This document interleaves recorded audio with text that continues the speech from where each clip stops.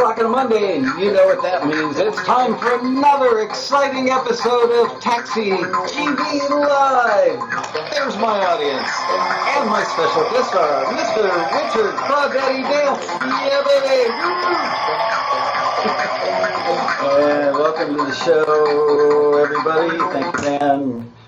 Hey, Richard. back, we're at it again, man. Yep, we are. This is Richard's third time on the show? Fourth time, wow. Yep. And I still let him come back. Wow. Have to kind of weasel my way in somehow. He is in town from beautiful Phoenix. Do you technically live in Phoenix or some... Right downtown. Okay. Yeah, right. Yep, it's hot, and I came over here to cool off, and it was 98 in the LA. Really? Ooh. Yeah. I have not ventured outside today. I didn't want to wear a black shirt in the sun, but I had to wear this, right? Absolutely. So Richard comes on the show. I like him because he's my generation. Not quite as old as I am, but we grew up listening to a lot of the same music, and I've always said he's got the best right hand in the business, guitar playing right hand. And he does. This guy is so greasy as a guitar player. I mean, he's just got so much pocket that it's phenomenal, and pretty incredible life history as well. I think once upon a time he was like, weren't you like the Prince of Egypt or something over there in the Middle East? He worked on an oil rig in the Middle East. Yeah, I used to work in the Saudi desert for 6 years and had a few bands, and they sent over a lot of big names, and we would get to hang out and play with them and open for them. That was a long time ago. Another lifetime ago, as they say. Yeah. Then I started learning how to cook crawfish. Yeah. Through a crawfish festival every year for 12 years, like a fundraiser. And where was that at? That was in Phoenix, but the only reason I did the crawfish capital of the world? Well, I had the seafood company in Florida that I sold and moved to Arizona, and everybody said, hey, can you get some crawfish and air freight them out? So we had a little party, and one of those things where it grew every year in the backyard, and then we were cooking 3,000 pounds of crawfish for 1,000 people and 10 bands, Wow. That's where the Crawdaddy thing came from, not because I'm from playing New Orleans stuff, but it all works. He is authentic. You see in a lot of listings that they're looking for authentic, stuff with human beings instead of computers. There's Mr. Authenticity sitting right there. So many of the people in our generation were not born with an iPad. I look at my grandkids who are... Yours has got tape all over it. Well, that's to keep it from sliding off the little stand here. I cover all my bases. Oh, speaking of covering bases, I'm so sorry. Last week's show kept blacking out. I have no idea what's going to happen this week. So I called the good people at Ustream and spent about an hour on the phone with them. As it turns out, IBM bought Ustream a little while ago. And basically their attitude when I called was, dude, give us $1,000 a month and you won't have these problems. And so we're looking, it's not the $1,000 a month so much as people just don't love Ustream so much anymore because there are alternatives. But I've always been a fan of Ustream because it gives us what we need, which is simplicity of operation combined with the chat room, which is so much of what Taxi TV is about. Hello, chat room. Hey, Nick Moxon. So anyway, we've looked at all kinds of stuff, and right now the solution of the day is using Wirecast with YouTube. And the chat on YouTube will only allow you to type in 3 messages per 30 seconds, which in some cases might be a good thing. But anyway, while you're pondering all that, remember, for those of you who are watching on YouTube in the archives, don't forget to hit the red subscribe button down there in the corner. Yeah, that corner. And don't forget to like us because, damn it, we're likable. Anyway, so Richard and I have this connection, and frankly, the best part of the show is when we go out to dinner after the show and hang out and talk about stuff. But he had called me or sent me an email and said, I've been collaborating with a ton of members. And he had a really auspicious beginning to his taxi membership at the Road Rally. Yeah. The first one? Tell them, yeah, the story of your first trip to the road Yeah, rally. this is the old story that we start the show with every time. I was standing in line next to a guy, just met him, and he happened to own a library. Production Music Library, for those of you who aren't members and don't know what that is, sorry. Yeah, but he was in line as a new taxi member. It was our first year, Yeah. so he wasn't coming as like a presenting library owner or anything. And we just kind of hit it off, and he was trying to build his catalog, and he said, "Send me some music," and I sent him. I said, "How much?" He says, "Send me everything you got." So I sent everything I had.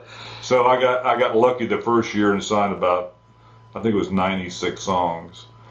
And then, as I told you one year, I said, "Oh, this is going to be an easy business." You know? And then it was dead for a year, and maybe you get one here or there. So then you have to do like everybody else and figure it out. So we talked about that on the other shows, like how to get going, how to get in your lane, how to write for the industry, and all that. So it is a specialty, it's people, it's kind of like people that thumb their nose at country music and go, "Oh, country, all you got to do is talk about beer and put a pedal steel in there, and maybe your girlfriend and her Daisy Dukes down at the swimming hole." And they don't realize that country songwriting is tough, man. There's like 10 to 20,000 people who've had a charted song living in Nashville at any moment in time, and they're trying to get a cut. yeah, it's anything good quality is usually elusive. You write 30 songs and one of them has the zing, or two. So you just never know how it's just so many unknown factors. It's like your guitar playing. You just picked up a Strat one day, and like by the end of the week, you were as good as you are, right? Yes. Thank you.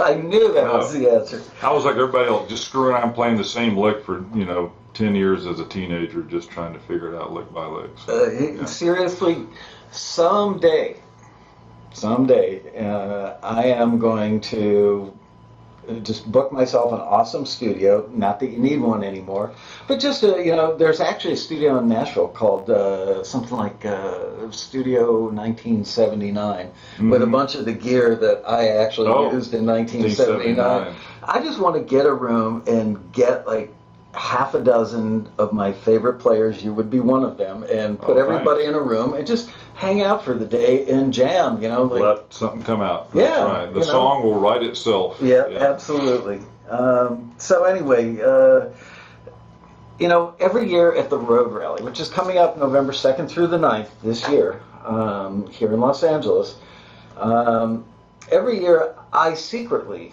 have a little theme going on. And this year's theme, as I'm putting together the panels, is there are a lot of people from our generation that really don't like what's on the radio today, and they're uncomfortable with trying to make the music that's so computer-driven and so beat-driven and so production-oriented. And so much of what I do is going to have an underlying tone of, what do you do if you're a strummy 4/4 guitar player? How do you translate that stuff into making records today? Because I think a lot of our compatriots have just said, "Oh, screw it. Why bother?" Although the smarter ones, like Richard, have found a niche and said, "Well, I do something that most other people don't do, and I do it well." Yeah, we've talked about that, because if you play more in a traditional classical throwback style, they come in out of favor, but they always come back into favor. I mean, there's always a need for Southern soul or Texas blues. It just never goes away, even it just depends on the show or whatever, that they need some of that stuff. Even Mr. Robot, sooner or later, is going to have somebody walk into a bar and there's going to be some greasy blues guitar going on in the jukebox on the other side of the room, and it could be him. Well, and guys like John Mayer have huge careers, and he's a blues guitarist, basically. That's what he's kind of evolved to. And so, there's people out there doing it, so. John Mayer's not bad. Oh, he's really good. He's listened to a lot of the right cats. He's very slick, but he's got the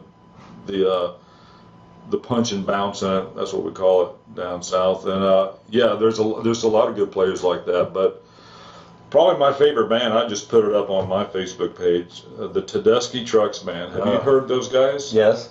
As recently as the singers Sunday. and the horns, but they do it right. Sorry, that sounds a little elitist, but you can tell they've listened to the right people and they grew up with hearing the right stuff, and that's the best band in the land right now, in my opinion. If you listen to that, and I literally was listening to it yesterday morning about 11:30 a.m. in bed with my laptop. Yeah, they got a bunch of new stuff on YouTube, pretty recent concerts, Yeah. and it's all mixed correctly. And you're like, Yeah. there's nobody doing that. They're the only ones doing it. And doing it really, Yeah. really, really well. So, Okay. Yep. Once again, you and I are Yeah, there we go. the Vulcan mind meld on that. So tell everybody, we're going to play a bunch of music today, and probably the most singular point of this episode is that Richard, even though he's a baby boomer and plays, non-computer driven music and records the vast majority, if not all of his stuff in a very archaic way, it sounds really, really good, and he collaborates. And he's collaborated with a lot of Taxi members. Well, yeah, I don't have all their names in one place, but yeah, we're going to do about 8 or 10 people's stuff today. So, yeah, and I'm really curious how you do the collaborations, considering that your stuff isn't so computer driven. And I want to know. But you know what? Let's play some stuff, and I actually do have some questions written out. But let's start with some music. So, well, that's a tell us nice segue, because I was going to kind of do it in order. Like the first person that contacted me and said, "Hey, I met you at the rally. I've heard some of your stuff. Why don't we do something?" And that was Andy Gabrish. Yeah. It was a few years ago, and he's a great jazz guitar player. He plays a lot of instruments. Great ear, great engineer. He's really good. And so he sent me a drum loop, and I just wrote a guitar arrangement, melody, and some stuff, and we just started adding he started adding parts to it, so he was producing this one. How did we wanted to do more, but he's like, "Have you cracked open Cubase yet?" Because I was still working on my old Tascam.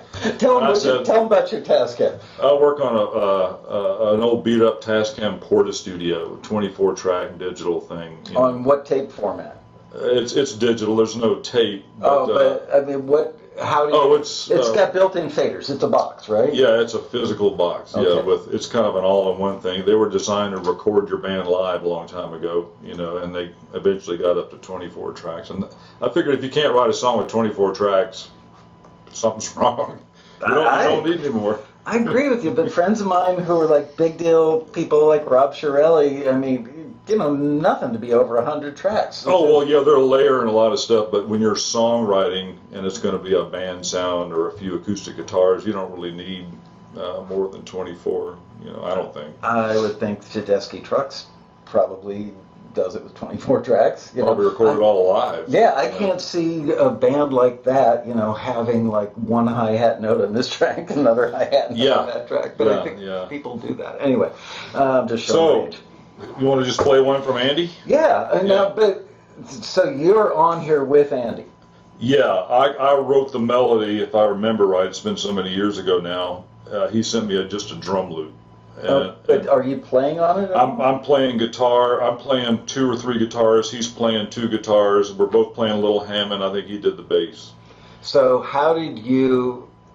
This is one of the points I want to make with the show, that even though you're an old dude, and with this archaic old Tascam digital thing, how did you record your parts? He would send. Well, I can record and create WAV files and email them to people or Dropbox them to people. I can do all that. I just can't. I can't move stuff around. Right. It's not very adept at doing that, the old machine. So if we get into something where it's going to be really good production, the other person gets involved in that. And Andy, he took my parts and wove them in. So you don't have to take out like an old stone chisel or anything. No. Okay. Yeah. All right. Play some music. Well, let's see what we got. To see if this little dude works. Yeah. We call this one Super Spy. And all this stuff we're playing today is signed. Please work. Oh no. It'll work. Yeah, it is. It's actually working. And he did the horns too. He's a great producer.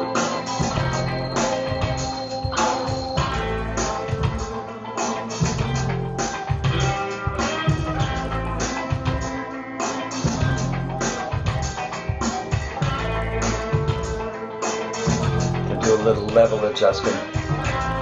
Turn it up.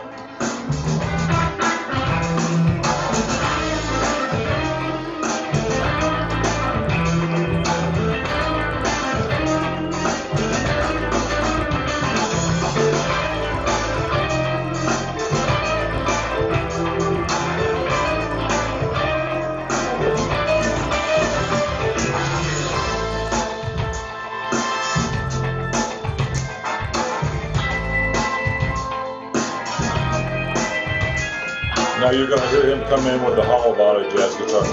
He's playing that stuff.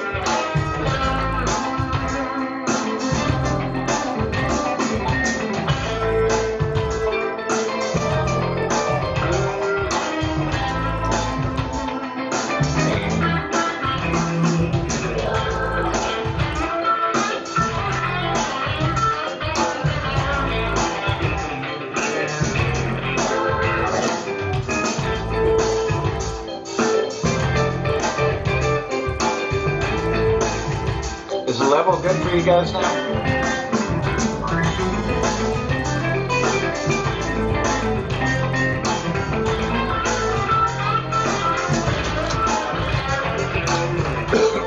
You need to write on something? No. Okay.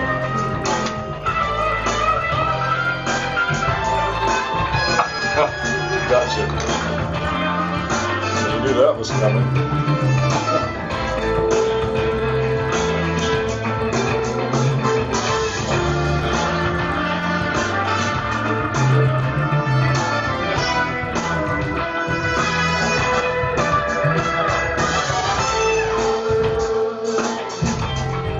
Wish I could get my bass to go that low.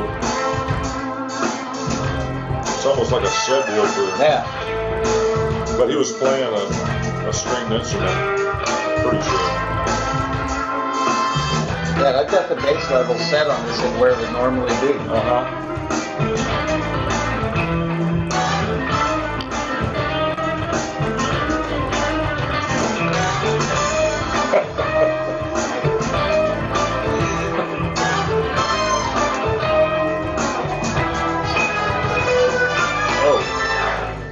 I keep forgetting I'm the one that has to stop it. I didn't have to play the I whole hit the thing. boo button. When he's up, yeah, boo.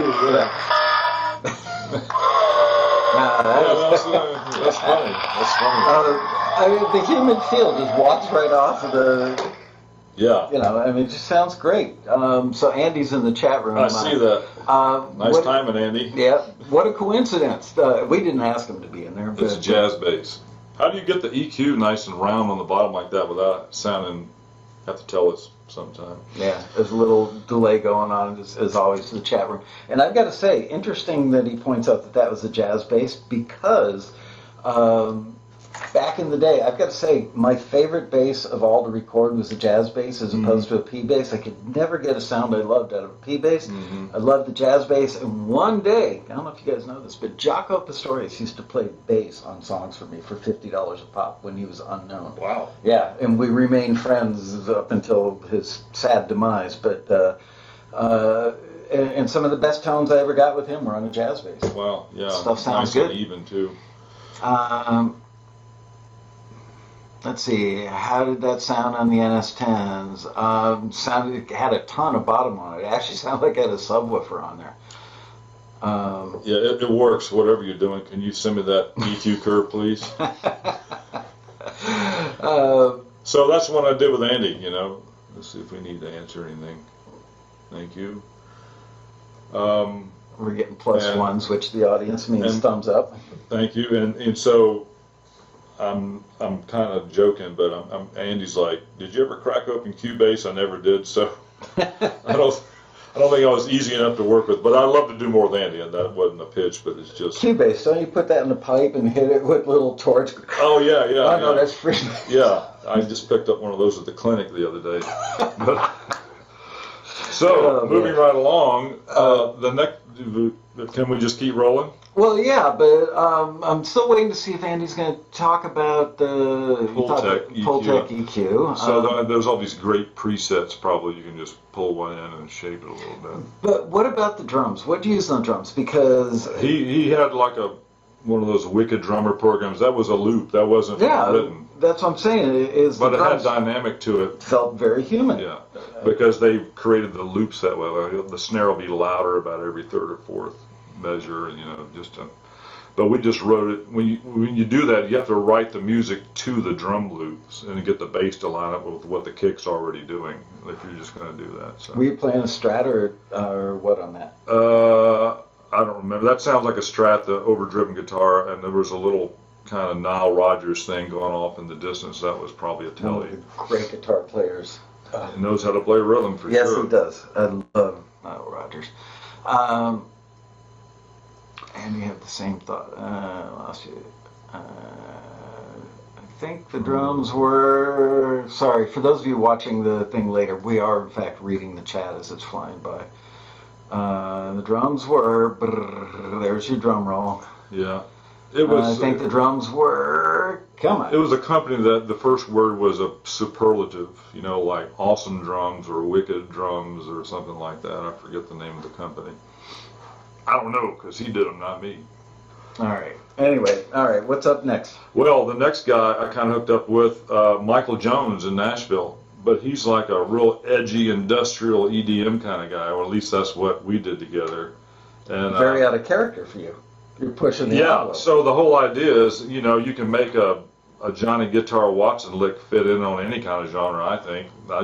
So what I do is just listen to what the person creates and try to go with that. Just listen, just like we talked about in one of the other shows. So you're You not gotta listen to popping the the other attitude that, oh, I can't relate to that music, therefore it sucks. You actually listened and found a way to work with it. Yeah, and it sounds so good. I like all kinds of music. It just sounds so good. It was easy to come up with something. But what I do is, you know, he's the guy with 100 tracks, because he's doing all kinds of intense EDM stuff and like drill bass and all that kind of stuff. Yeah. And so I just send him, I think on that one I sent him about 4 or 5 or 6 guitar parts that all interlock if you want to use all of them somewhere, or use whatever you want. And he just acts like a Benny Hanna chef, or whatever you call those guys. What were those? Benny Hanna. Benny Hanna. And he just kind of carves all my stuff up and does his thing with it. Of course he does. Okay, so get ready to turn the volume down. He mixes hot. Okay. Here comes Alpha Ride. Please play Alpha Ride. Yeah.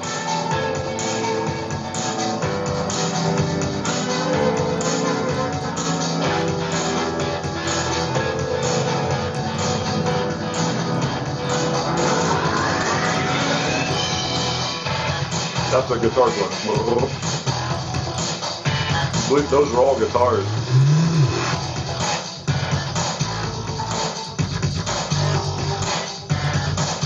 You know on here? I haven't seen that.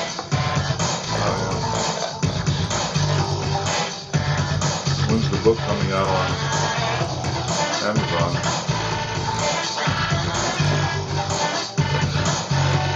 Yes, he is a Nashville guy. You don't think about Nashville guys writing this kind of stuff. Nashville tracks all kinds of.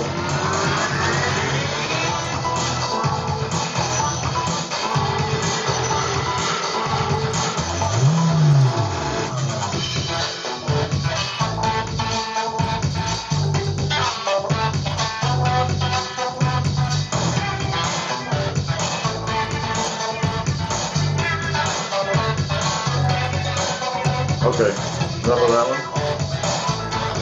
So if I hit pause, Yeah. and then hit fast forward, it'll go to the next track? Yes, it will. And hold there? Yep. Or was it going to play? No, I think it'll hold there. Okay. So thanks, The miracle Michael of Jones. technology. Isn't that's impressive? Is that a Radio Shack? No, it's RCA. I love it. Yeah. So that just shows you how, you know, guys that are real talented with whatever they work, software they work with, especially in EDM stuff, they can just do anything to it. And but Michael, the thing I like about Michael Jones is his stuff sounds aggressive, but it's got a playfulness to it. It's got a sense of humor in it. Yeah, it doesn't sound dark. You're right. It He's sounds very playful. Yeah. With aggressive industrial sound, so it works. Interesting observation. And so we did probably 3 or 4 and got them all in somewhere. And I play all my tracks twice for him, you know, physically play them so he gets the natural stereo. He can do whatever he wants. Nice. Yeah, so I always double everything. Yeah, I mean, I could hear that track absolutely getting used in, you know, as a funny crime show. You know, I mean, like a couple of a comedic scene, and they're screwing up a crime. They're trying to They're trying to rob a bank, and everything goes haywire. Yes, exactly. Perfect. I like that. By the way, have you guys, anybody seen the movie Baby Driver? I have not. I didn't even know it existed, and one night my wife and I were like, let's go see a movie, and we ended up seeing Baby Driver, and it was way better than I thought, and the music in that movie was I mean, you could just sit there and just listen to the music. So if it's still playing in a theater near you, go see Baby Driver. Or get it on Netflix when it There you go. squirts out later. Yep. It's hard to get off the couch these days. Go to a theater. Oh, we do it just to get out of the house. That's you're right. Like Yeah, date night, I get to hold the door open for my wife once a week and treat her like a lady. Everywhere else we no, She's not even here. No, but she could be watching the show. Everywhere else we go, I walk through the door first. Okay. I'm kidding. I'm going to stay off of that. So it's Benny Chef. I didn't know. Benihana. Hana. Yeah, Okay. Benihana. You know, we're talking about. Okay. And somebody pointed out Steve Aoki's dad actually is the guy who started Benihana. No kidding. Yeah, Steve Aoki, rumor has had it that he comes from a little bit of money and built a career on his own. So apparently the entrepreneurial gene runs strong in that family. Gotta get out and do it. Yeah. Okay, we'll just move on. I'm trying to gauge how much time we're using up, so I don't We could play just too hit much play on and one you and I thing. could Yeah. go outside. Yeah. Let's move on to my buddy Cass McKenty, who I met probably at the first rally, outside having a smoke in the parking lot. And Cass lives here in L.A. He did his whole life. He told me he used to play basketball with the Van Halens, like in high school. Really?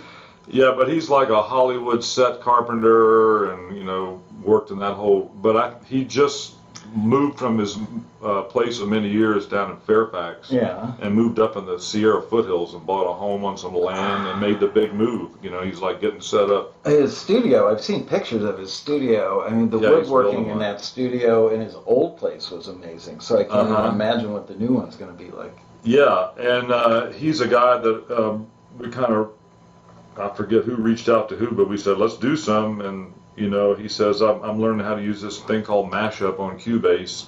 There's that Cubase again. I said, well, I can send you some guitar tracks.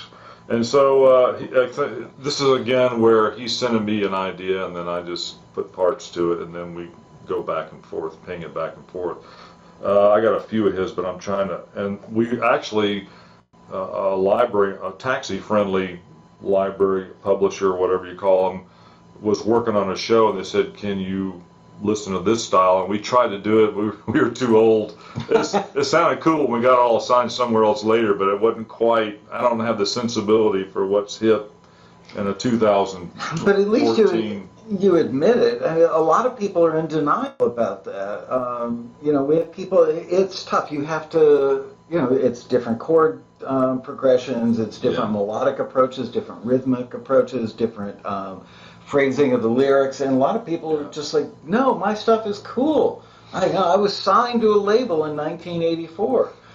But anyway, I don't know. Yeah, you're right. So I've learned how to let all that go now and just write what I love, and it works. So, we'll just play it. This is like a What's little it called? This one's called Mac Daddy because his name is Cass McKenty, and I got a daddy in my nickname.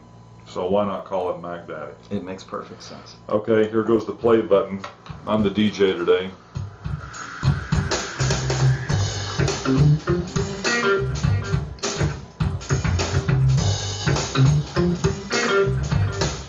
There's one part.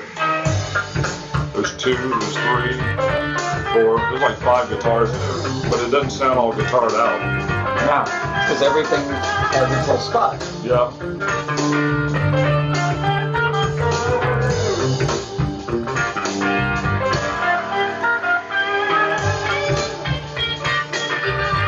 Put BB in there, of course.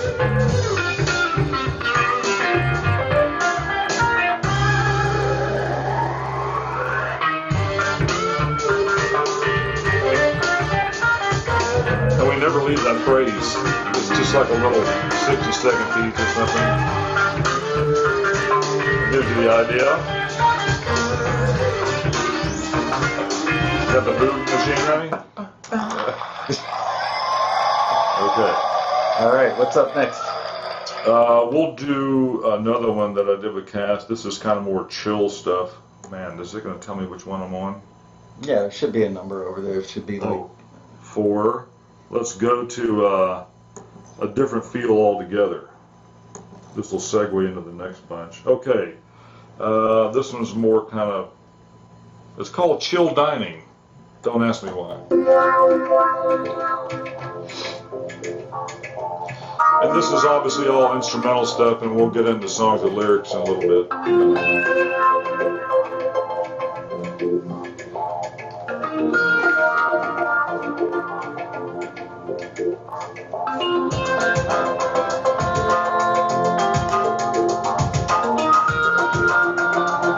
What decade would you put this in? I have a hard time. Is it 80s, 90s, kind of Dire Straits or something? I'm not sure yet. I need to absorb more. Okay. You're very absorbent.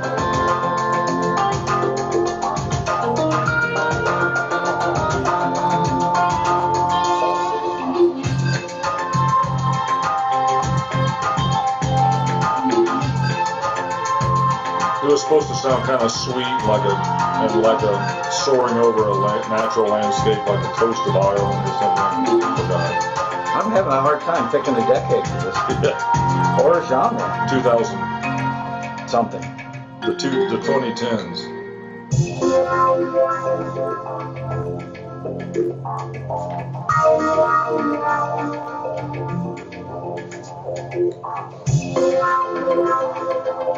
It definitely has forward movement to it. And I don't mean that from a musical perspective, but shutting your eyes and imagining the scene. You're right. It's a flyover. Yep. It's a walking down a lane. It could be like a BMX bike thing in slow-mo coming down the hill. Slow-mo, yeah. Slow-mo. Yeah. Anyway, cool. Okay. So that's also a cast mechanic. Yep. Oh, yeah. Okay. There you go. I want to hear the boo again. All right, so what did I have to say about Cass? He's a mountain man now. Oh, here's something cool about Cass. Here's what impressed me. When I came over here and did that road trip one time. I remember that. I came here first and did a show, and that dude lived down in Fairfax or Montrose. He rode up here like during rush hour on his 49 Indian motorcycle.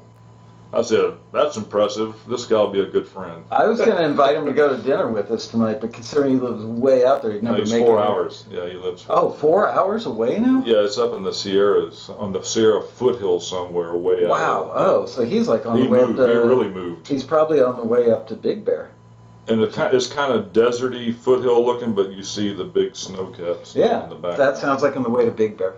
Like that? That's I don't know my the new name hat. of it. I gotta say, I'm not one for long car rides, but driving up to Big Bear from LA, the first hour, not that exciting. Once you get to hour 2 through 4.5 or 5, whatever it takes, you have snow-capped mountains on one side of you and desert with Joshua trees on the other side. And Nice. The ride is like a postcard. It's like driving through a postcard. It's amazing. So if you ever get a chance to do that. All right, so what's this one? So now we're moving on to Terry Blackwell. Everybody knows Terry, right? Terry with the blind dog. Yeah, he's got that cute little, what is it? It's kind of it's not a dachshund. Maybe. Bigger than a Chihuahua, smaller. Maybe it's a mixed breed, but I would say so. He lives like up in Massachusetts now, but I think he's originally like from North Carolina. He's really good on picking acoustic stuff, kind of Americana stuff, stand-up bass, mandolin. And again, it's this thing where you marry what you do with what they do, and it kind of gives it a different flavor.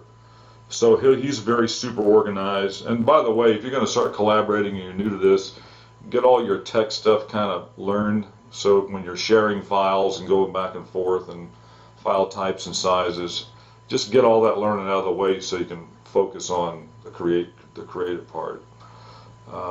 And a lot of people know how to do that. Peter Rahal says not Big Bear. You're right. Mammoth. Sorry. Mammoth. Okay. Mammoth. Maybe he'll chime in. I put it up on the taxi for him, and he came back. All right. The drive to Mammoth is, and you drive through a little town with an awesome bakery. I can't remember the name of it, but anyway. Mammoth? On the way to Mammoth, like an hour outside of Bishop. There's a town called Bishop that's got this incredible bakery. Isn't that where Matt Hurt goes hiking all the time? Yes, he does. Yeah, he Matt Hurt is nuts. I mean, nuts in it. It's like, last time I was hanging out with him, we were doing Taxi TV. It's like, don't you worry about a bear. He goes camping by himself, out in the middle of the mountains for like a week or two at a time. It's like, aren't you afraid that a bear is going to eat you in the middle of the night? No, not at all. Well, you grew up in the Alps, right? Yeah. I don't know if they have a lot of bears in the Alps. Heidi and her grandfather. Oh, okay. So now, yeah, Terry's, again, he doesn't send me a melody. He sends me strumming patterns, a bass and acoustic guitar, maybe a couple of acoustic guitars, and then I write a melody and parts, and then we maybe go back. No, then I'll add all the fake drums on my Dr. Rhythm drum. This is Dr. Rhythm drum machine. Really? Yeah, here we go. Dr. Rhythm, about to make a debut. Here we go. Oh. Yep, that button. There you go. Forgot to go to the next one. I might have just been banging a tambourine.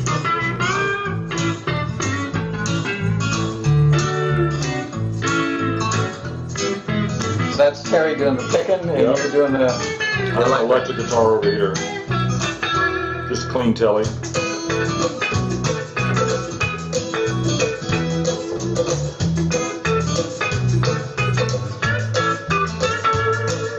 Oh, no good. That's different though. Yeah. Oh, okay. Oh, it's one and the same. Right. He's playing slide too. And I'm playing drumsticks on an electrical outlet right there. There's a metal box on the side of the wall.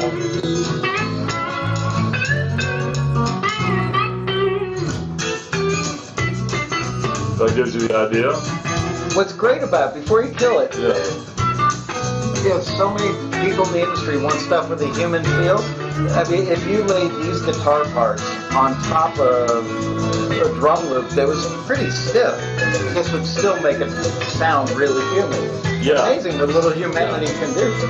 Yeah. Anyway, awesome. Oh, is that what we are, human beings? I forgot. I thought we were just cell phones now. No kidding. We'll just let another one roll with Terry because it's just fun, simple stuff.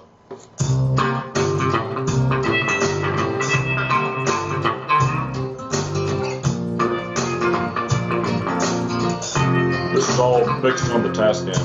Really? Yeah. It's okay. Sounds great.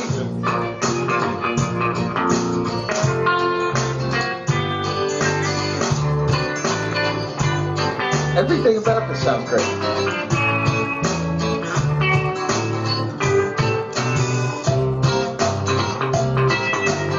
Layers out of cowbell for the second A7.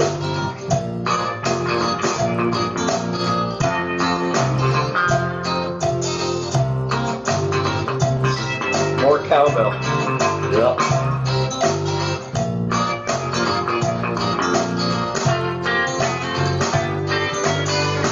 There you go. Awesome. Okay, and then, so we did like 6 or 7 and got them in somewhere. I said, man, what if we added like a fiddle too? And a friend of mine in Phoenix, she's like a, classically trained concert violinist, but she also can go out to a country bar and fiddle. Yeah. I called her up and we got her signed to the library, got like 7 more in with her playing. So she says, I've never done this before. Just sign the paper, don't worry about it. We'll send it in, don't worry about it. You'll make some money in 20 years. And so call her up and ask her if she wants to come over and fiddle around. Yeah, she knows all. She's heard it all. Yeah. She's a redheaded Irish girl, and she doesn't take any crap off any man in a studio. She probably plays, what's the band with like 8 young ladies, you know what I'm talking about. Yeah, but no, her regular bar gig is her, a piano player, and a singer. No percussion, and they do jazz. Wow. She can play anything, jazz, classical.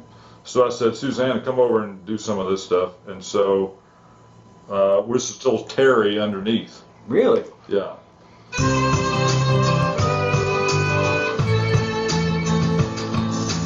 So he's doing all the finger pick stuff, not underneath.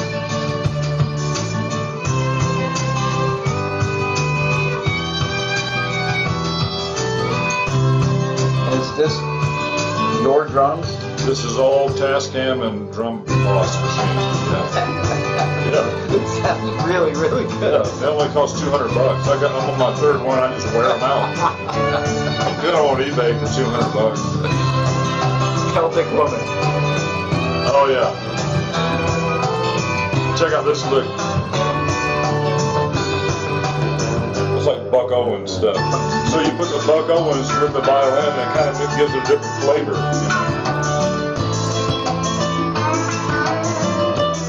Okay. I'm gonna just jump to another one that she did. Okay. Okay. Look, they're still clapping. Yeah, we have never rehearsed applause with me pushing buttons.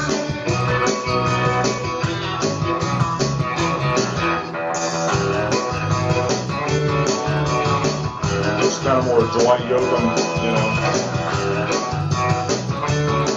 And she's just sawing in the background, but then she'll take a section.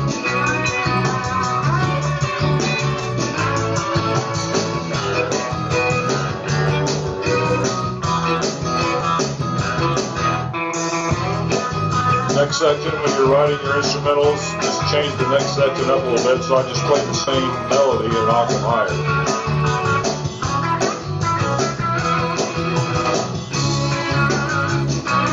Halftime.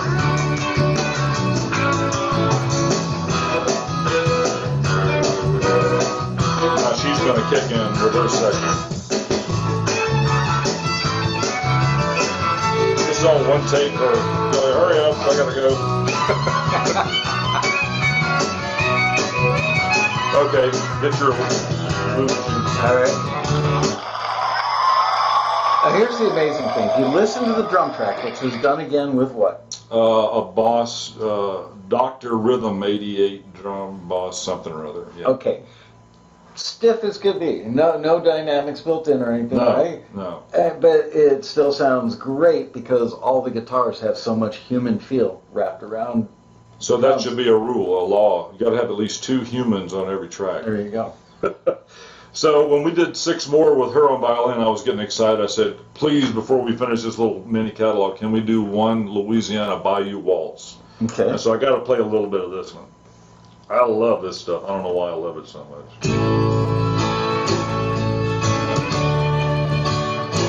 Imagine like a Cajun couple getting married out in the swamp somewhere. A wedding ceremony. Say hello to their cousin. Yeah, right. Sorry. You remember her back when you was 3? Right. I'm going to get letters, aren't I? Right. And I don't play contemporary country. Well, I can. That to me, that's Southern rock from the 70s. That's what contemporary country is. But this old style with a clean 1-string telly thing, that sounds like kind of fresh to me.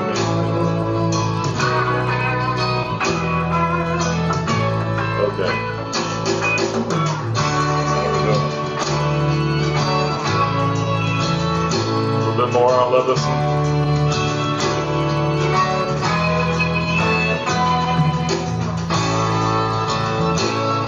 Okay. Oh, it's going to end now.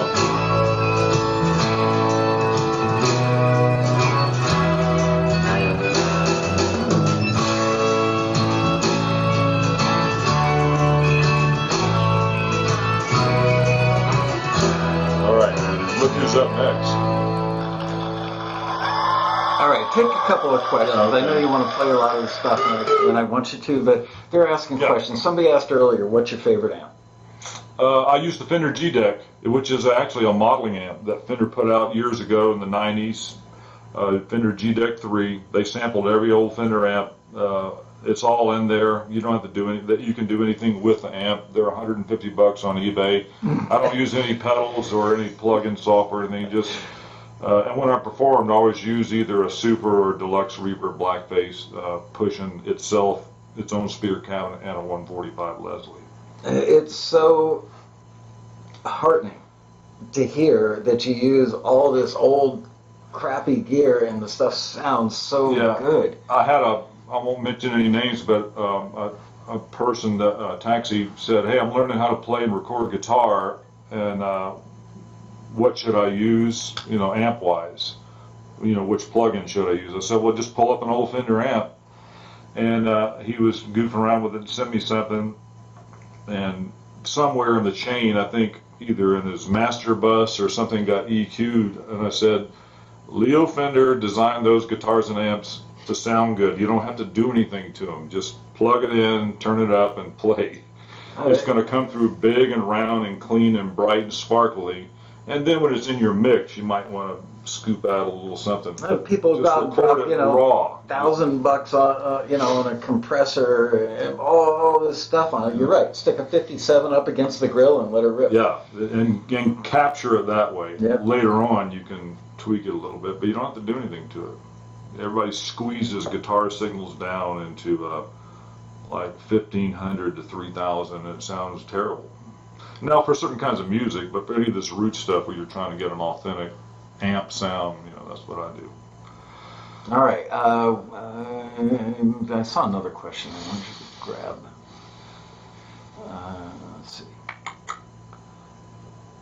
What happened to? How about the guitar's effects? Yeah, you covered that already pretty much. Yeah. All right. Okay, so let's go on to the next song. All right, so now, Robbie Hancock, he's like a singer-songwriter, I think mostly. That's how I met him. And he emailed me and Owen Chaim. Chaim. I just call him Owen. Yeah. And there was like some taxi listing for a $30,000 commercial or something, kind of an urban thing, but it was supposed to have a little Barry White throwback in it. So for some reason, somebody thought of me. And because your voice sounds so much like Barry White. Well, we're still on instrumentals. Yeah, I could do that, but and so we. I forget who started it. I don't know who did what first, but this is what came out. Okay. And we didn't make $30,000. We didn't even get forwarded. Hold on. 12. Is it on 12? It is. But Owen's hip hop, so it had to have that hip hop thing.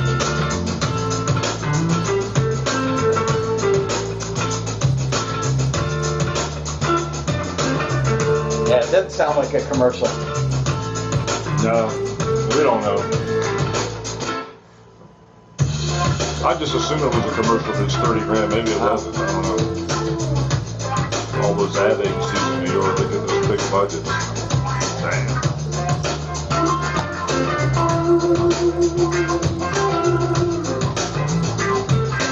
Here comes the Love Unlimited Orchestra.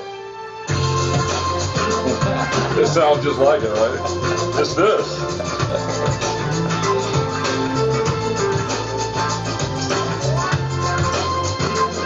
The Barry White wah-wah guitar. Yeah. Now it's going to hippity hop a little bit.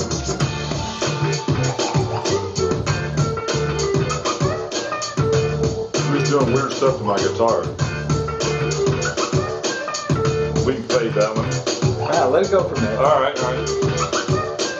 This is my favorite part. We did get the track. Yeah, we did. Well, they don't know what you're asking. All right. Yeah, we got it signed later. The two libraries. Yeah. Oh, now stop it. Yep. There's Owen. Hey, Owen. How are you, buddy?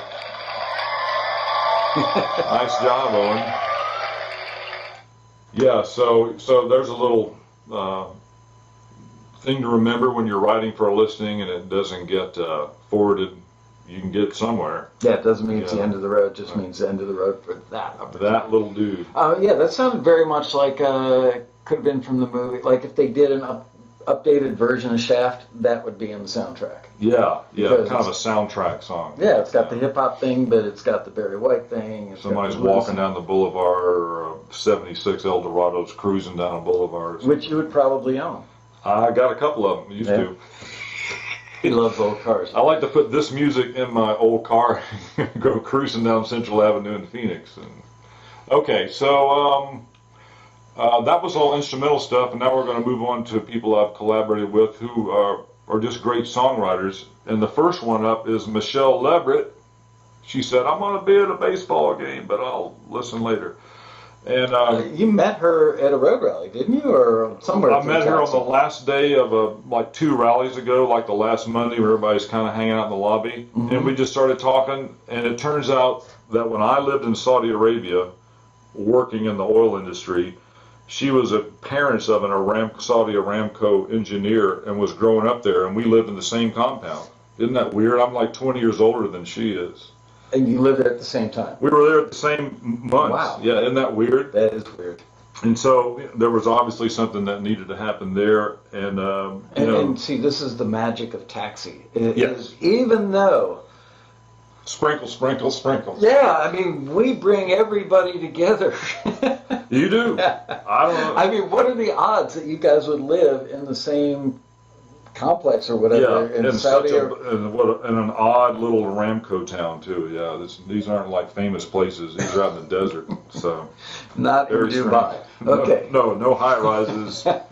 And she's from kind of the Dallas. I don't know where she's from originally, but she lives like in Dallas, and she's kind of got that Texas drawl. And I'm on the Gulf Coast, and I got that. And I said, well, we should do something.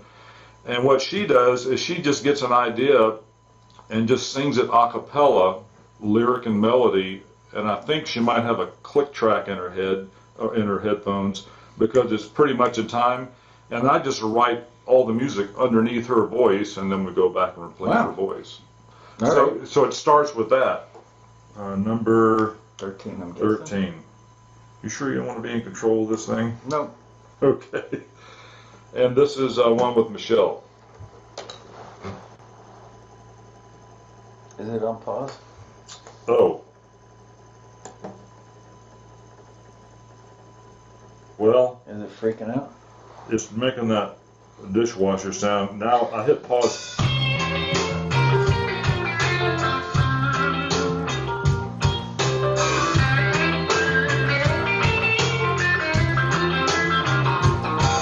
I used to say that it was all your fault, and then stare straight into your eyes when I got caught. I dug a hole and fell inside a never-ending circle of my lies. Love playing reggae bass. Well, no thanks, I'm good. I finally see the things I should not, wishing for tomorrow to end. That'd be Well, him. that was 7 days ago, my friend. 7 days ago. Blind Boys from Alabama, that's what I sound like.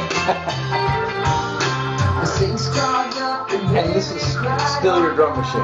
No, now this is a live drummer. Ah, okay. Yeah. I was going to say, that's really sounding great for a drum. Yeah.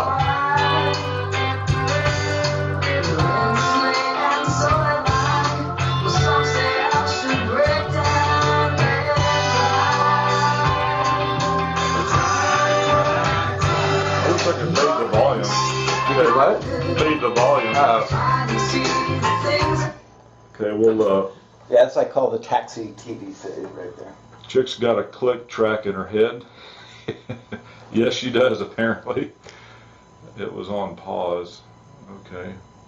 Everybody's suddenly Ronnie Dangerfield on this show. Yeah, so I like to play a couple more snippets from her because just how easily it comes out. Jackson, be patient because soon enough we will be switching to another format that won't have Ustream ads. We're working on it. I thought you could sign up to eliminate the ads. Yeah, you can actually, but no reason to now. Okay. Here's another one with Michelle. Okay.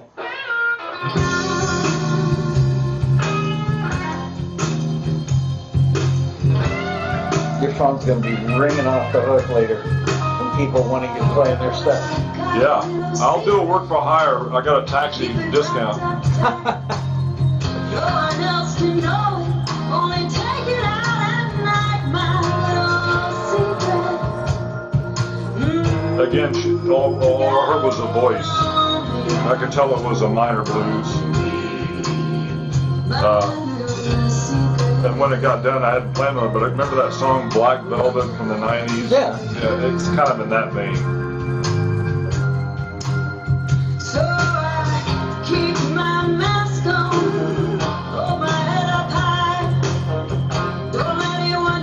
nice, rich voice. Secret steals my life, my little secret. Got a hold on me. This one's got a guitar solo in it. You want to hear that?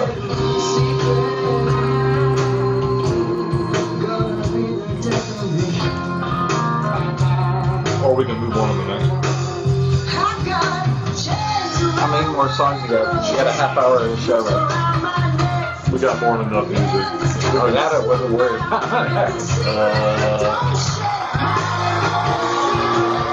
So pause, next. Let's move on to the next Maxi member. Okay. Who is? Nick Moxham. I think I saw him chime in. You did. I remember I met But Nick it's at the last 8 hours ahead, so it's some weird time in the early. It's like 4:30 or they're 3:30 in the morning. Pedro is here. Vote for Pedro. Cool. Pedro. A lot of miles. Thank you. That's Right, that Black Velvet. Black Velvet thing. And so Nick met at a rally. Of course, this guy's like a super creative guy. The cool thing about writing with Nick is we're similar in age. He's probably a little younger than I am. He kind of grew up in like that northern soul area in England. Mm. So they have a certain type of soul that came out of there when they were listening to all the early American music probably years ago. And but he's also into like David Bowie is one of his heroes. So he's kind of got that kind of cool English pop edge in how he interprets soul music. And it really works. And we just got one into the hardest library. It's the first time I ever got one in there. We'll talk about that later. But he's a really good writer. Now, when either I'll send him an idea or he'll send me an idea, it might be lyrical. He's really good on the lyrics, and then we kind of ping back and forth and really get into some detail. Sometimes there's other stuff that just goes quick and you're done in one session. But he and I spend time on this stuff. So here's some with Nick. And then this one just got into that tough library. No, it didn't. Another one did. Play. Are you on pause? Is it flashing? Yeah. Well, I hit it twice. Oh, that's Okay. okay. You put it into pause.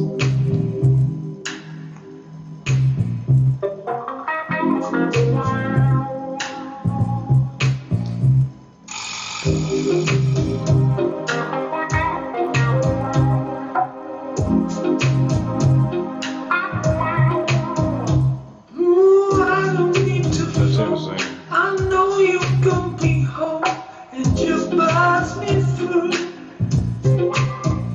When you're feeling stressed and tired, I know how to put you right. You know I Tell me what 70s soul band this reminds you This of. may be the After you perfect do a little crowd. bit of it. I've got nothing on my mind, just to lie with you. I get wide-eyed, but I know you're poison ivy, Thanks, Nate. and I know no reason why I won't recover. I love this one. That little Hall of Notes Well, going on. But what do you think of? well, I'll give you a clue. One of their guitar players used to be Jimi Hendrix. I just watched Electric Church late last night, falling asleep. And this is the Something Brothers. Isley Brothers? Yep. This sounds either that or Bobby Womack. This is very Isley Womack. One of the lines is, something about your neck. We got some Womack on the deck. This is a classic seductive thing. Okay. Don't. The chorus is so good. Oh.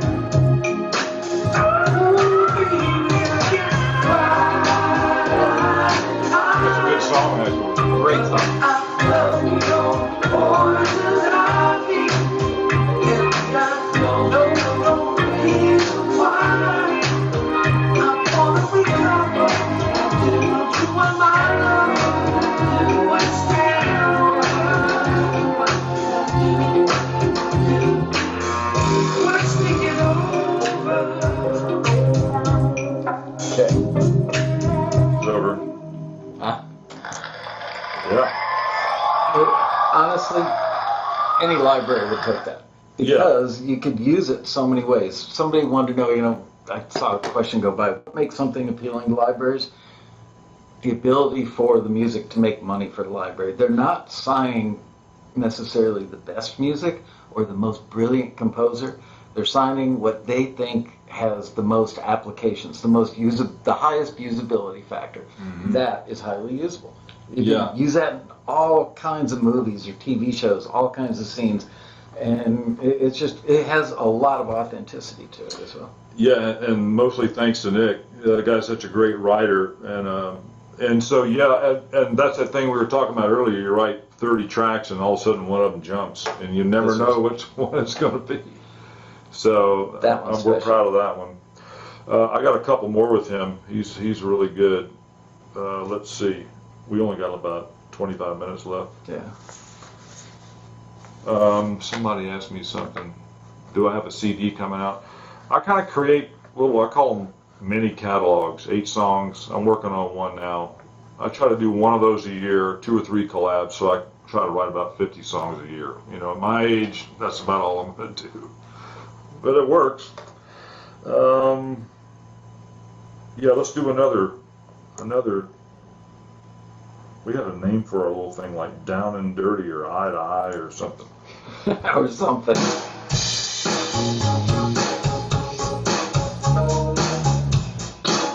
This is a song about 2 people laying in bed on a Saturday morning. The rain's coming down the window. You're too lazy Saturday.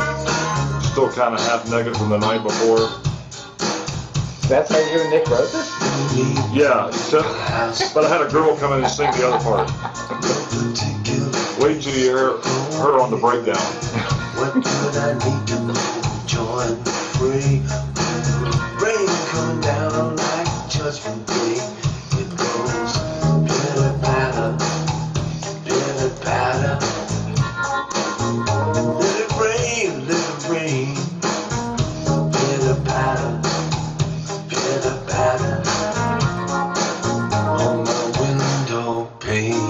That might be for the last song. No need to get dressed today. We've been lying here since early yesterday.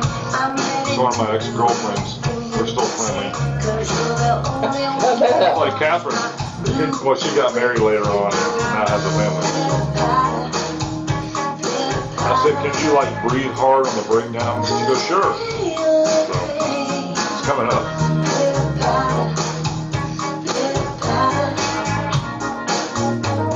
Ease my pain.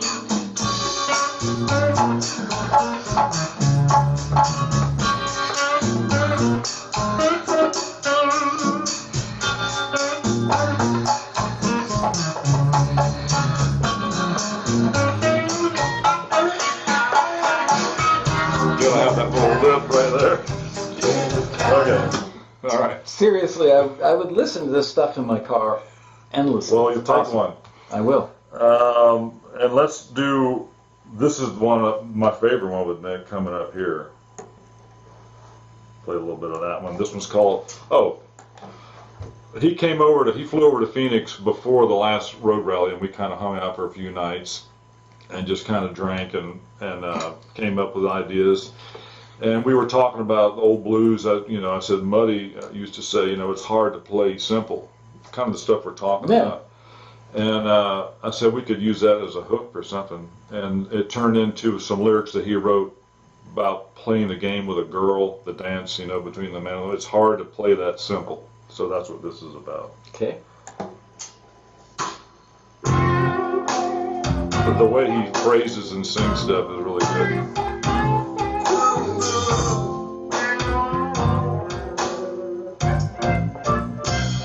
So she said, I sometimes wonder why I ever got involved with you. It's not so easy trying. Triple's doing a little, piano's doing a little triple behind it. Who's playing what? He played the keyboard. Turns to a He fight. did the drums. And the whole damn show come crashing down. It's hard to play it simple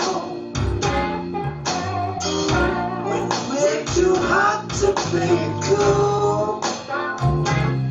got you on the low, singing the low part. Yeah. It's hard to play. I can do all that stuff pretty easy.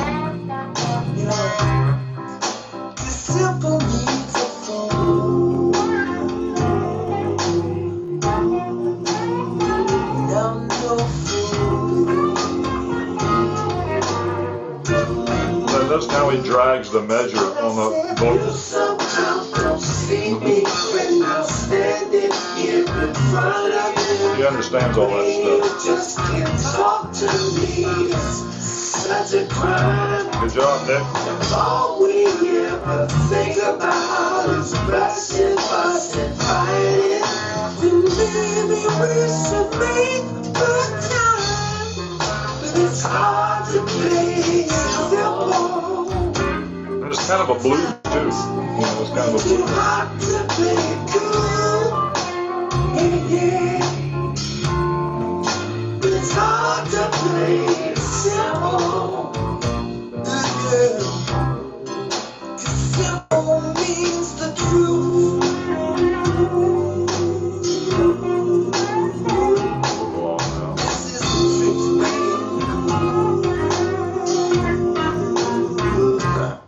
Wow. Awesome. Thank you. Yeah, proud of that stuff.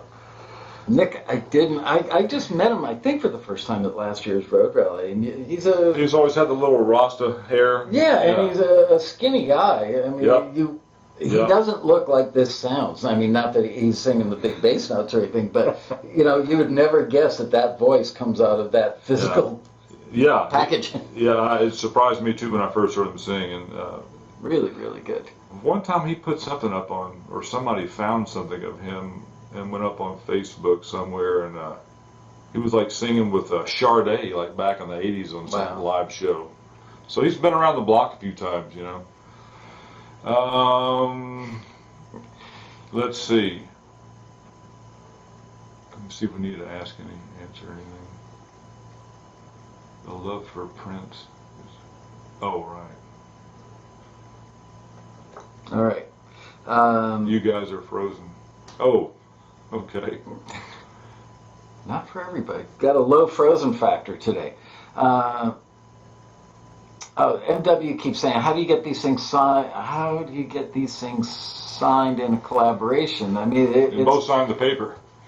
it's one person is already in with a particular publisher, Usually works that way. and the other person collaborates, and they both sign the paper, and it goes back the other direction. And then now you're in their library. And Yeah. I might take some more of your stuff. That's how it works. You know, but I've got to interject something quickly, and then Sure, I'm going to yeah. move on, 'cause I've got a lot more music to play. People No. think, oh, not really? We're getting there? 1, 2, 3, 4, 5, 6, 7, 8. Probably Oh. play 3 or 4 of them. All right. So people come to the Road Rally, they think, oh, I'm just going to hang out at the bar, and I'm going to have a few drinks and hand out my CD or thumb drives and meet some people, and that by doing that, I can piggyback my way into these publishers. But the more experienced taxi members don't really fall for that.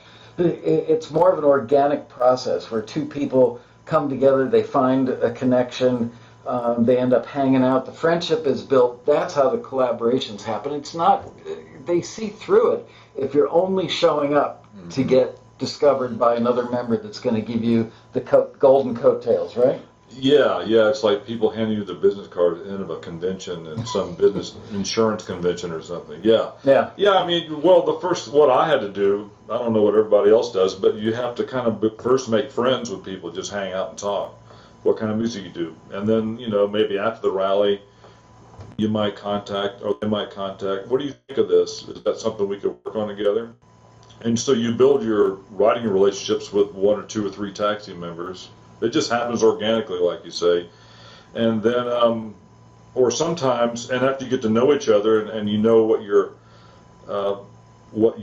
co-product is, you know, it's going to sound different with everybody because everybody writes different. That's what fascinates me, is the different writing styles, how people go about it. Which is really kind of what you wanted the show to be about today, which is... Yeah, I didn't say a lot about that, but I've tried to say, like, you know, like Michelle sings me a acapella thing, she just hands it to me, and I can hear the music underneath it, and we'll do 4 and get them signed. But you're the common thread to all this stuff, and you have a a distinctive style and a comfort zone, but yet you'll work with people who are outside of your comfort zone and find a way to bring those elements together to create something that's desirable for publishing. That's true. Whether I'm producing it or whether they are producing it, I kind of hear what I think that song needs.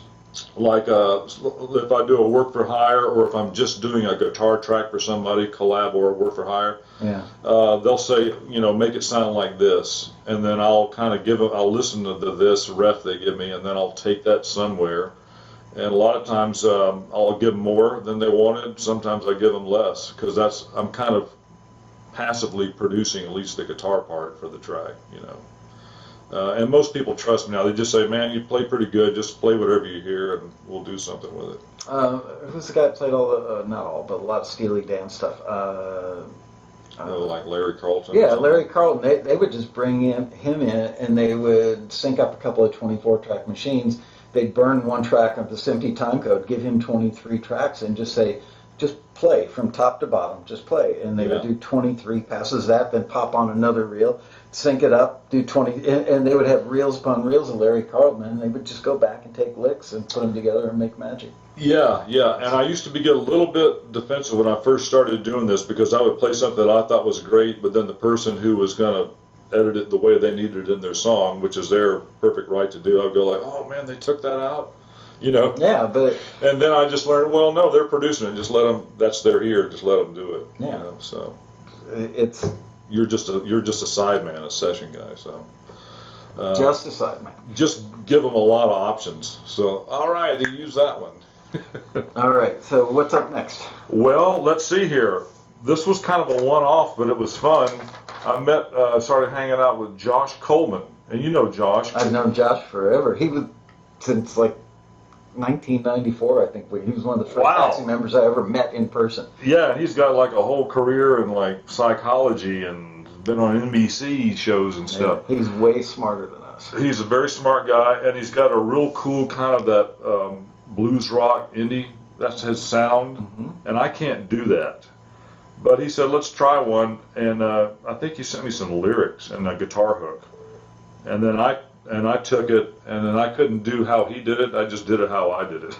Okay. And he's like, sounds good to me. And then we sent it in, and it got in somewhere. But this doesn't really sound like Josh, but he inspired the whole thing and wrote most of the lyrics. Okay, I got to find the track now. Michael, you got me doing too much stuff here. Where is him? Oh, number 19. Next. This is more rockin'.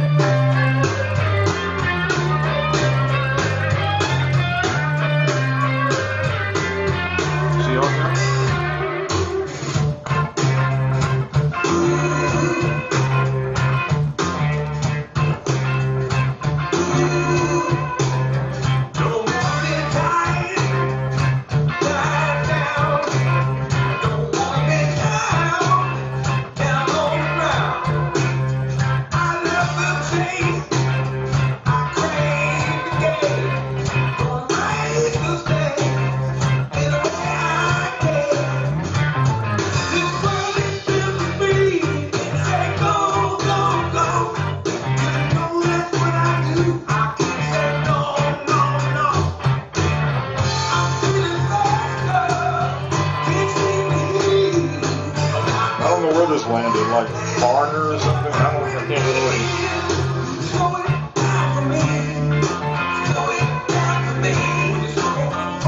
The singer sounds a little Lou Grahamish. That's him. That's Josh, right? No.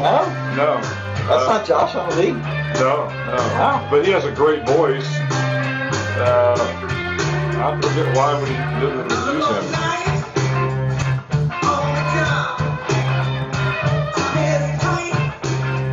Anyway, by the way, that's Glenn Campbell's drummer singing that song. Really? Gary Brazzi, he was Glenn's drummer for 25 years and still just lives in Phoenix. He's Italian. Every Italian I ever meet has a great voice. Something about Italians, they know how to sing. Okay. That's because they're all genetically bound to Frank Sinatra at some point in their DNA strands. Yes, there's like one king at the top of that heap. Yeah. Okay, so that's the great Josh Coleman writing. And then here's one that, you know, everybody knows Scott Free. Absolutely. I haven't seen him chime in yet. He might be lurking. And this is a song that Michelle Murray, another Taxi member, kind of wrote the song and the lyrics, and then got Scott to start writing the parts and producing, and then they reached out to me because they wanted it to sound like an Aretha Soul tune or something. Okay. And so I got my first call diva to sing it, and I played all the Hammond and the guitars and bass. And what do you use for the Hammond? An actual Hammond? XK1 Hammond, yeah, it's just a little mini one. Wow. But it sounded, they dialed in the right percussion and the whistling, you know, reverb, wind, and the rotors, you know, and the Leslie and everything. It's wonderful. You don't even need to use a Leslie. But You're saying, so it doesn't have Leslie. no, it's all sampled. Hammond designed all the electronics to make it Okay. sound like a real Leslie. Okay, that's number 20. 20 comes after 19, right? Yes. This is my friend Donald. He's hollering it out, destroying microphones. I remember this. I remember I her. play some stuff. Yeah. Yeah. Your touch always made me feel so fine. It was so easy to see why I leaned on you to lead me through, guide me through the maze. But now I like playing bass on songs like this. you are too, and boy, now it's time for change. I don't regret it. Oh, no, leaving you. It's kind of more my flavor, you know. I won't forget you. Still glad I met you, but I had to leave you. Can you lay down a chicken picking part like that, pretty much one take top to Oh bottom? yeah, that's easy. Yeah, that's not hard to do. Leave you behind. I don't play anything complicated. In the beginning, it Got the idea? Yeah. All right. Awesome. like a Where did the drums come from in that one? That's Roy Cameron, my drummer in Phoenix. He, On a real kit. he's playing a real kit, and he got lucky. His band did 2 tours with Rob Thomas, and he got to know their whole band. So they're all like buddies now, and they're all moving to Nashville. They're still in their late 30s, 40s, going to try to make it, you know. Wow. So they're going for it. Okay, so now this is one that I was just a work for hire, and it was Scott Free. He FM Costi. She writes a lot of lyrics. They do a ton of stuff together. You know FM. Yeah, Francis Merrick.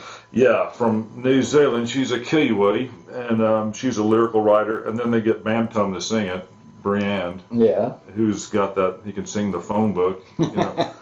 So and, It's amazing. These are all taxi members that all I know each love it. other because of the road rally.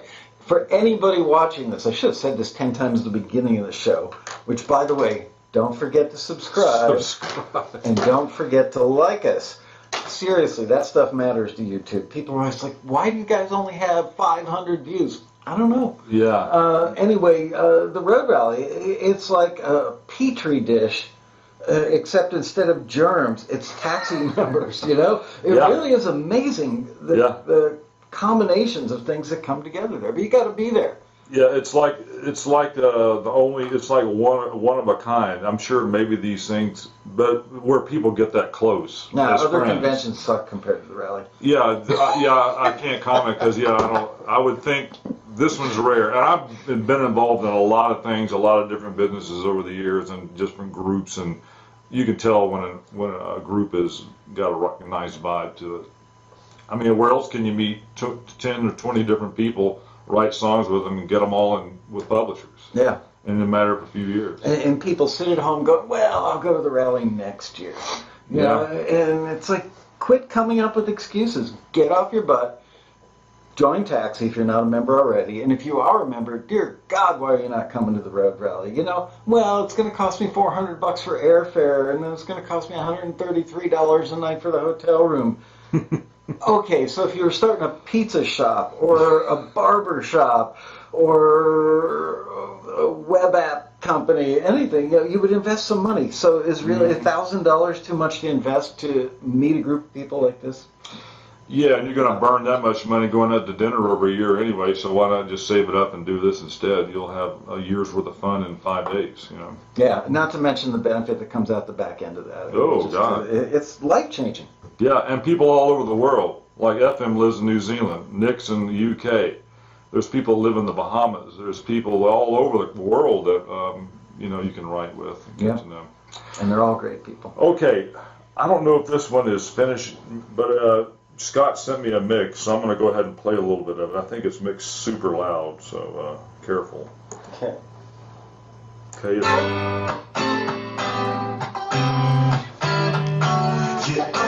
Great guitar tone. And I didn't do anything to it.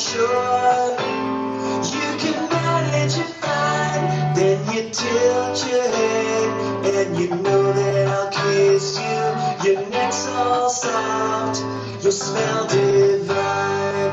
Oh,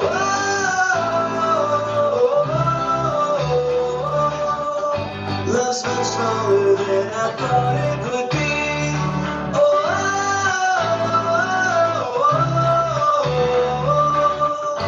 It's a million little things. I just love your guitar sounds. Thank you. A baby's fist wrapped around my finger. This tiny bundle keeps us up at night. Each feeble cry, every tearful smile.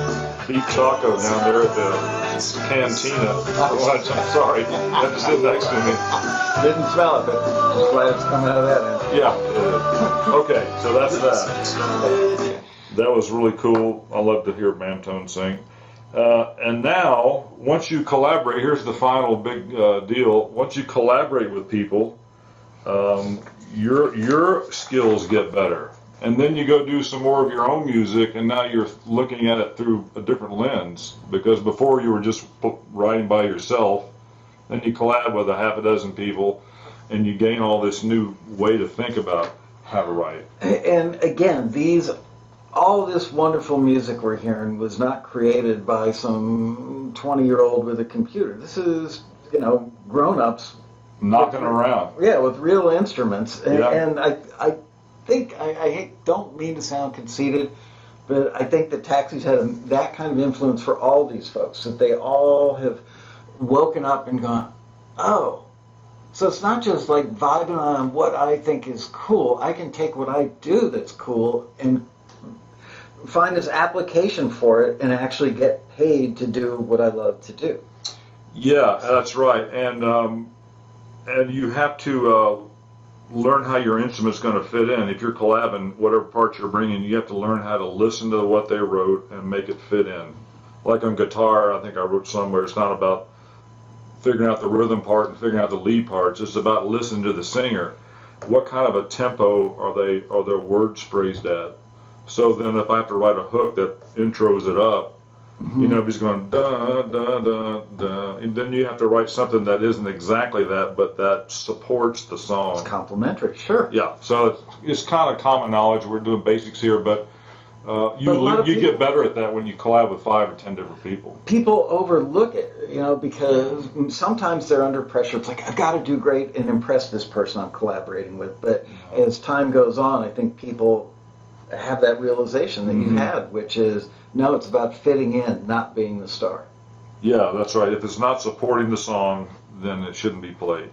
And less is more and all that. That's a quotable quote. All right, let's do one more, and then we'll do like 5 or 10 minutes of questions, and we're out of here. Well, I'm going to play one of my greasy ones. So this is me collaborating with myself. Okay. We'll go out on that note. All right.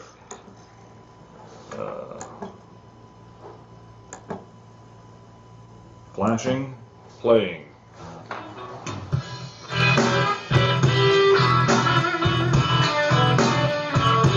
Y'all want to hear some grease? There it is.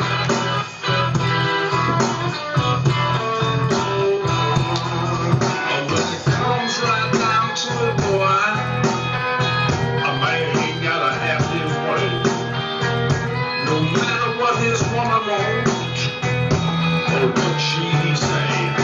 You know she pushed me out. She did. Back on the drum machine. I've the been fast here before.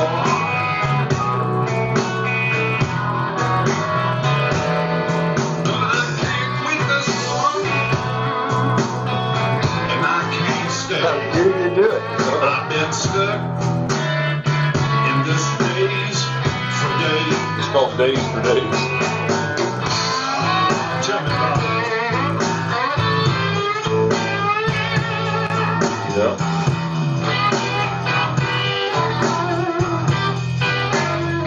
You're right, Mark. I'd say the same thing. Fried chicken. Is that the jazz bass? That's a Hodad. That's a Dan Electro bass.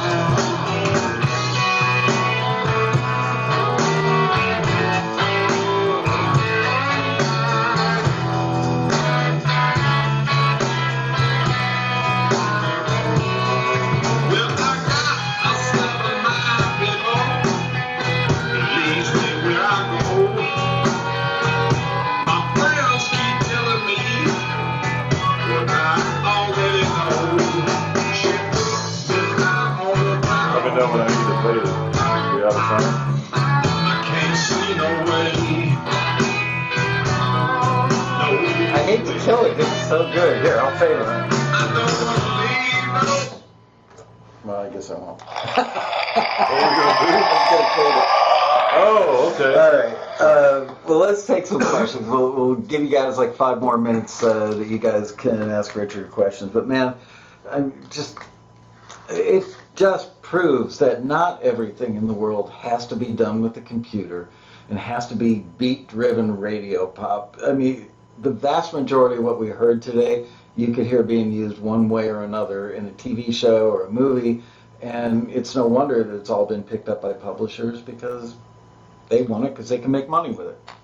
Yeah, and I think that's my taxi mission is to, maybe that's why I came here, was to just keep the real deal alive. Not that other people aren't doing it, but it wasn't planned. I didn't know what the hell taxi was. I just showed up. So. Well, I'm glad you did.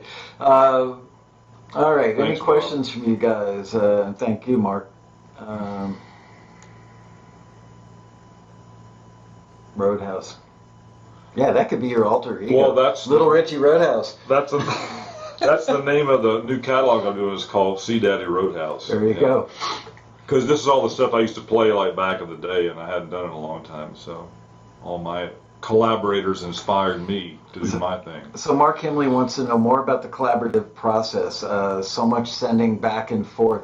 How do you decide who handles most of production and the final release? Whoever's got the best chops, it's different with everybody. If I know I'm working with somebody that's a really good producer, they're quick in their engineering, they know how to hear the right EQs and everything, let them do it. If you're the guy that loves to do that and you've got a singer or somebody that only plays 1 or 2 parts, then you produce it, you know, and then you back and forth it on the writing.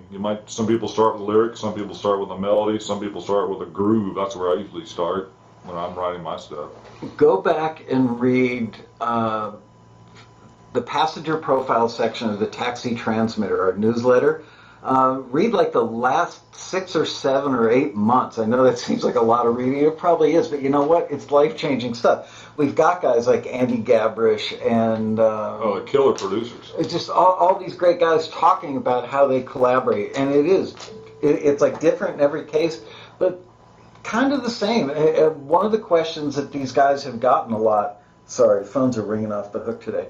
One of the questions that the guys have asked a lot is, how do you know when it's a good collaborator? What happens when somebody reaches out to you and they say, dude, I checked you out on Taxi TV, I'd like to collaborate with you. You don't just automatically say, well, sure, yeah, let's do it, right? Because you want to know that it's going to be productive. You learn that over time, and everybody has different levels of skill and communication skills and all that. It's always just say, well, send me something, let me listen to it. And if they do, I'll listen to it, and if I hear myself helping and it sounds like they kind of know what they're doing, at least somewhat in their world, I'll say, yeah, let's try it.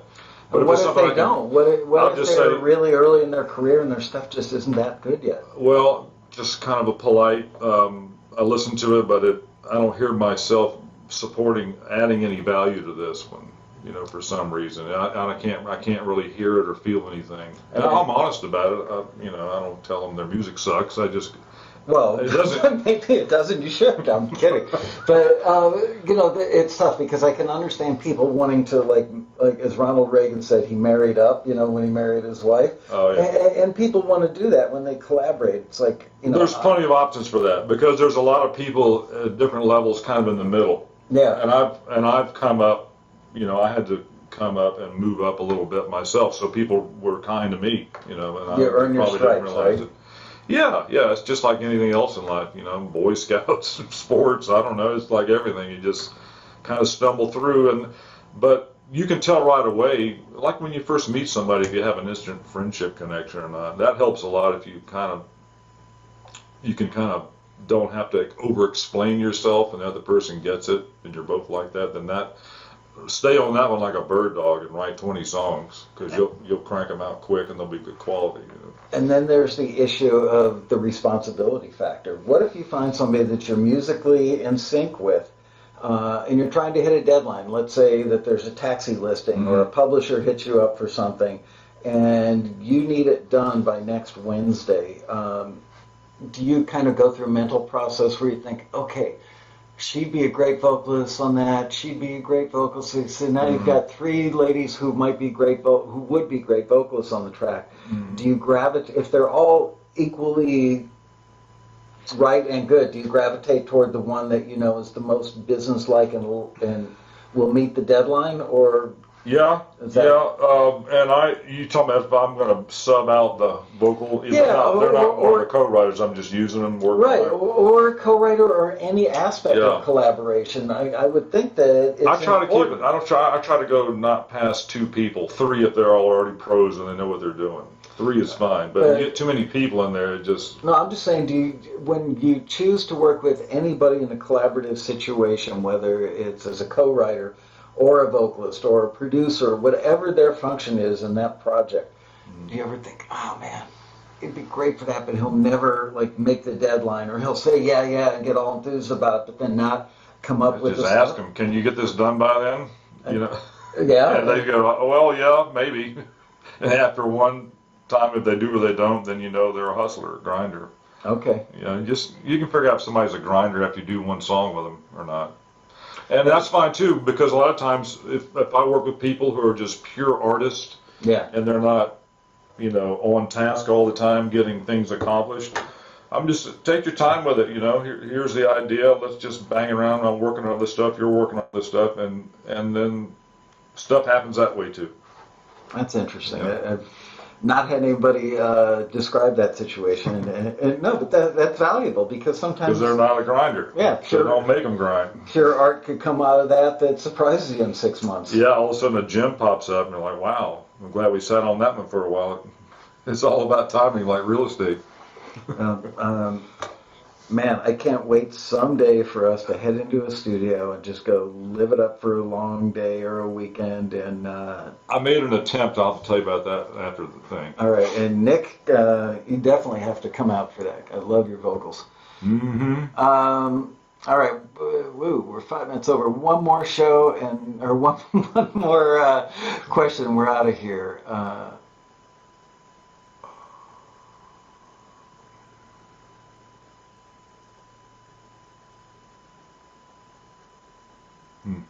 No questions. A lot of banter back and forth.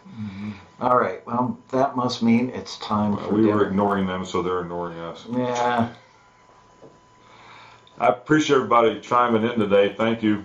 I needed to be friendly harassed. Well, I'm glad that you came out and joined us. And once again, I need to remind everybody to subscribe and like us. Those little buttons right there underneath the. And don't forget how to learn how to come up that Soul Train line. That's right. Button. And don't forget, the Taxi Road Rally is November 2nd through the 5th in Los Angeles. So join us for that and be part of this whole thing. And Richard, Yes, thanks, sir. man. My pleasure. Thank you, Michael. I Always a joy to come over here and do this. It's my pleasure, and now it's time for dinner for the two of us. We will see you next week for another exciting episode of Taxi TV Live. Bye, you guys. Thanks for watching.